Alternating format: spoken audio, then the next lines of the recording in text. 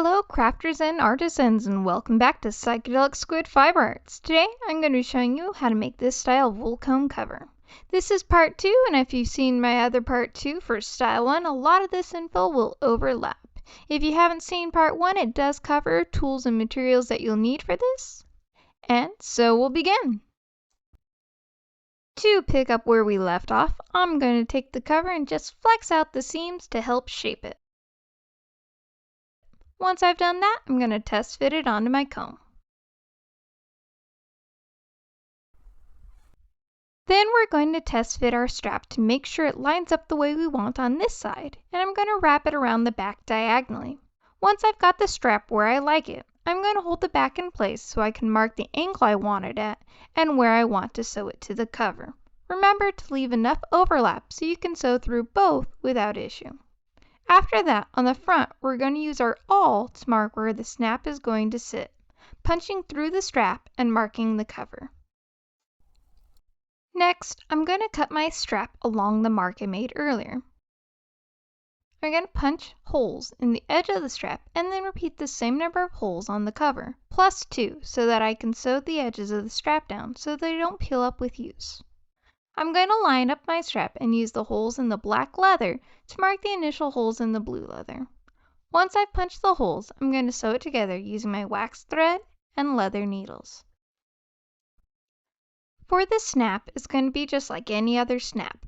I'm going to punch holes where I mark the fastener to go. I'm going to use a slightly larger hole for the cover because the back of the snap has a larger diameter than the front of the snap. I'm going to set up the snap fastener the way I intend for it to set on the leather, and then using my mini anvil and the flaring tool, I'm going to set the back half of the fastener so it holds tight and doesn't spin. I'm going to repeat this process again for the front snap. After that, I'm going to check to make sure it works well, and I'm going to use my scissors to round out the strap. Then I'm going to cut off any parts of the leather that aren't flush with each other. For me, the black leather seems to stick past the blue, so I end up cutting off a few slivers of the black. Next, using the skeeving tool, I'm going to cut the corners down on the leather where the seams are. So I'll be using the skeeving tool along the fold of the cover. I'm going to cut the corners down and repeat this for all 4 seams.